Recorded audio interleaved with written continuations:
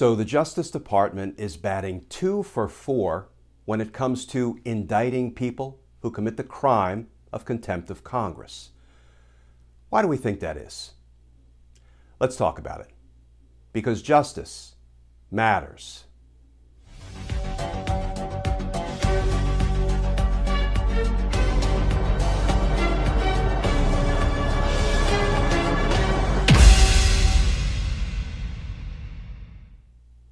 Hey all, Glenn Kirshner here.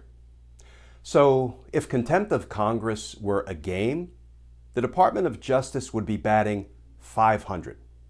2 for 4 when it comes to indicting people who committed the crime of contempt of Congress and were referred for criminal prosecution. And you know, if DOJ was a Major League Baseball team, then 500 would be a great batting average. But on the justice front, it's not so great.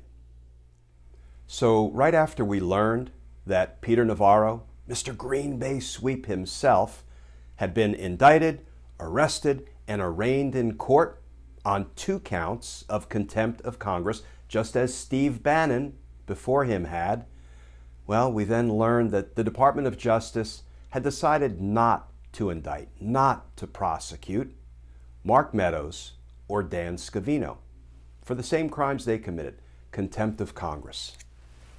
Here's the new reporting from CNN. Headline, DOJ declines to charge Meadows and Scavino with contempt of Congress. And that article begins, the Department of Justice has informed the House Select Committee investigating the January 6th insurrection that it will not indict 2 former Trump White House officials found in contempt by the committee.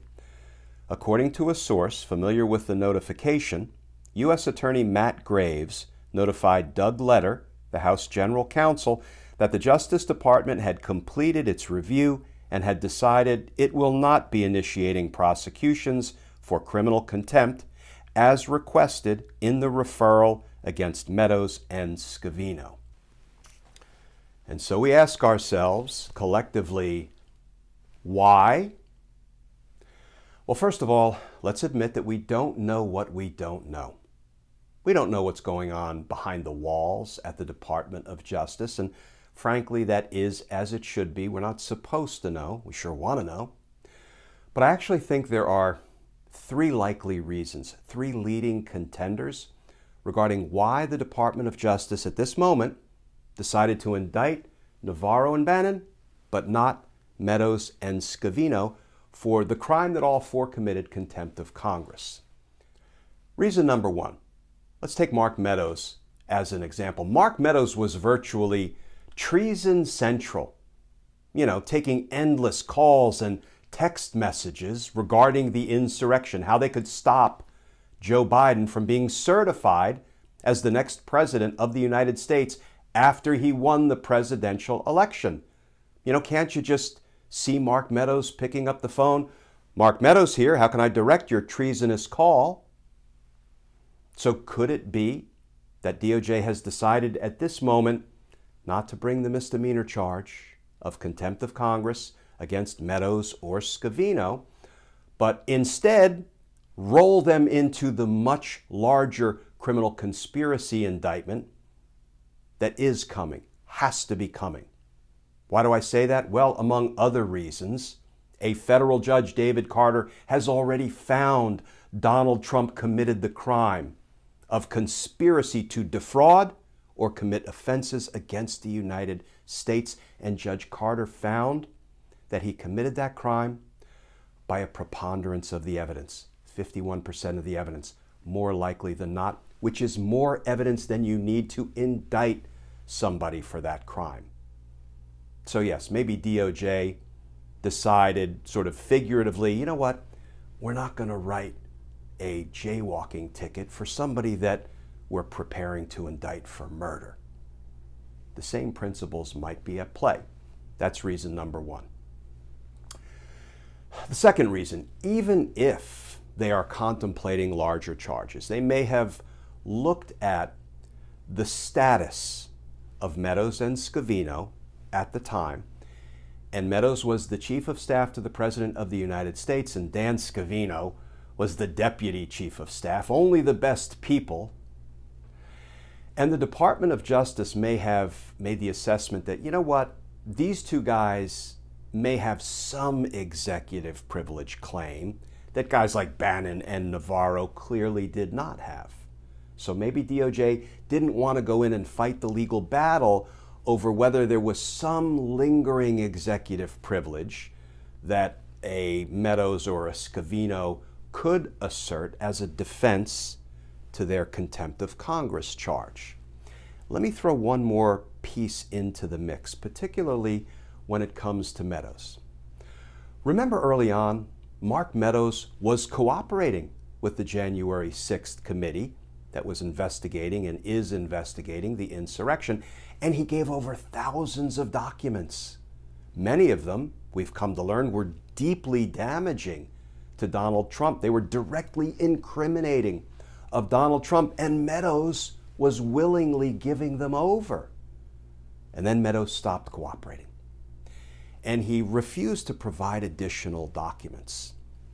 Let's play this out the way it might play out in front of 12 people in a jury box if Meadows was indicted for contempt of Congress.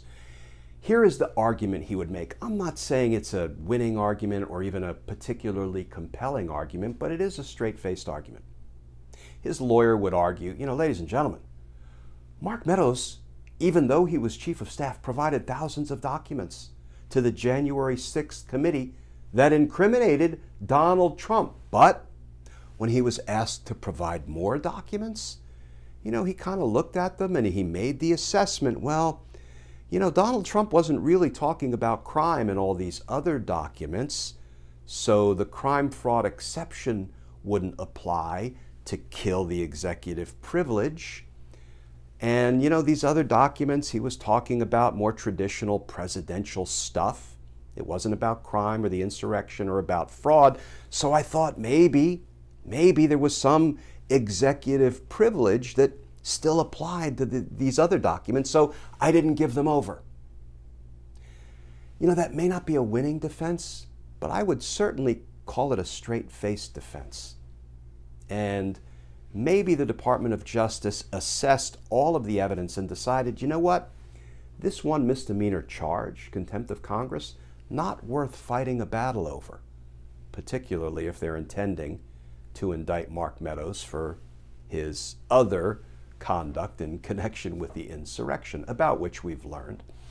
Now, I would also add that, you know, what I just laid out there, that little mock exercise about how Mark Meadows might defend himself if he was charged with contempt of Congress, that really only goes to the subpoena for documents, records, evidence. It doesn't really go to the subpoena for testimony because Mark Meadows just blew that off.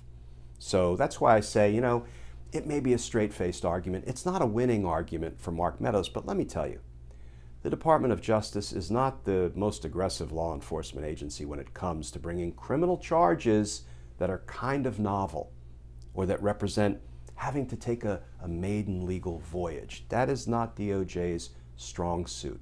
Take it from somebody who worked inside DOJ for decades. So that might be the calculation there.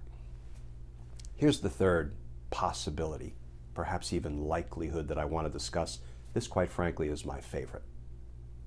It may very well be that Mark Meadows and Dan Scavino have finally said, you got me.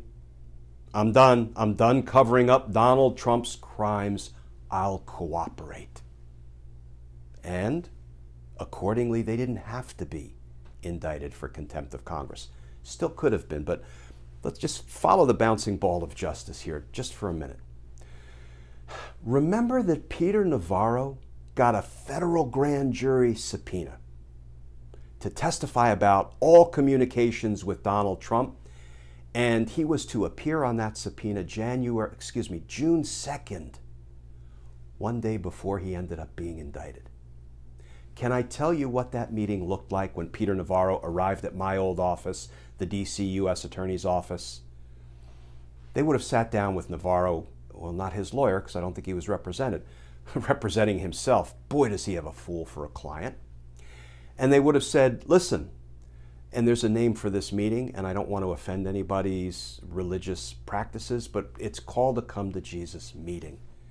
And it's a meeting I've had hundreds of times with defendants when we are preparing to indict somebody, and we sit down with them right before we ask the grand jury to indict them, and we say, listen, you've got two choices. You can cooperate fully and truthfully, provide us all the information you know about the crimes of others, and importantly about your own crimes, because only then can we work with you as a cooperating witness in whom we can have confidence. You need to tell us everything you did, and then we want to hear about everything you know about Donald Trump's crimes and Mark Meadows' crimes, Rudy Giuliani's crimes, Steve Bannon's crimes, and on and on and on. So you can cooperate or you can get indicted. What's it gonna be, Pete? And we now know, in the event that meeting was held, I suspect it was, Peter Navarro probably Green Bay swept himself right out of the U.S. Attorney's office, and Green Bay swept himself right into an indictment, because the next day, after that grand jury subpoena for June 2nd, the next day, June 3rd, he was indicted. He was arrested, and he was arraigned in court on 2 counts of contempt of Congress. Stick with me here, friends. On that same day, June 2nd, I have a feeling DOJ also had meetings with Meadows and Scavino. Why do I say that? Because I know the way we operate. I mean, if you shake me awake in the middle of the night and you ask me the question, what are you? I probably say reflexively, I'm a prosecutor. Because that's what I did for 30 years. It's in my DNA. And I borrowed that line from somebody else. But it applies. So here's what we do. Often we will do coordinated meetings, right? The Department of Justice, for tactical reasons, might very well have wanted to meet with Navarro and Meadows and Scavino all on one day, separately, not together, but all on one day, to ask them all the same question. You want to cooperate, you want to be indicted. You want to cooperate, you want to be indicted. And they made their decisions. And I can't tell you in fact that went on, but just like we do coordinated takedowns when we issue arrest warrants for all members of a gang, so we can arrest them all simultaneously so they can't, destroy evidence if they hear a fellow gang member, co-conspirator was just arrested. We do coordinated takedowns. Well, we sometimes do coordinated meetings like this for tactical reasons. So it could be that the prosecutors at the DC U.S. Attorney's Office had a meeting with Navarro and Meadows and Scavino. Navarro said, I ain't cooperating because I'm the smartest guy in the room, and he was indicted. Meadows and Scavino might very well have said, you got us. We're done covering up for Donald Trump. We will cooperate. And that's what prompted the Department of Justice to write that letter at the same time they were indicting Peter Navarro, that we've decided that we don't need to indict, we're not going to indict Mark Meadows or Dan Scavino. There's one other data point that I think bolsters this possibility. Peter Navarro and Steve Bannon, both of whom are now indicted pending trial, ran their mouths all day, every day, and they're still doing it, throwing their lies into the public square. Donald Trump didn't do anything wrong, and, blah, blah, blah. They're just a couple of blowhards, right? The only thing they contribute to any conversation is carbon dioxide. Their words don't matter. But have you seen Mark Meadows and Dan Scavino recently on TV, on the public airwaves, with that same sort of, nasty, lying, cantankerous, combative nonsense? I haven't. Maybe I've missed it. But it really does seem like Navarro and Bannon, they're all in covering up Donald Trump's crimes and their own crimes. Meadows and Scavino, maybe not. Maybe they're cooperating. So maybe it is what's behind door number 3, cooperation, that really prompted the Department of Justice to say, okay, we're going to keep squeezing Navarro by indicting him, but we don't need to squeeze Meadows and Scavino anymore because they're cooperating quietly behind the scenes. That could be. That could be. So let me finish with an observation about Peter Navarro, because, I mean, this dude is really just remarkable in so many ways. Only the best people. I think it is entirely adorable that Peter Navarro gives his crimes cute little nicknames. It's the Green Bay Sweep. We were just going to sweep Joe Biden out of his presidential win and sweep Donald Trump back into the Oval Office for a second term, even though he lost, installing him as a dictator. It's the Green Bay Sweep. Well, there's nothing wrong about it. Listen, it's got such a cute name, the Green Bay Sweep. Well, you know what? If I robbed a bank, and when I got caught, like Peter Navarro has been caught, and I said, whoa, whoa, whoa, rob the bank? I was just deploying the Tom Brady accelerated withdrawal play. That's what it was. Yeah. It would still be a crime, no matter what cute name I gave my criminal conduct. So, nice try, Pete. Justice is coming for you and others. And justice matters. Friends, as always, thank you for staying with me through that long, rambling video. Please stay safe. Please stay tuned. And I look forward to talking with you all again tomorrow.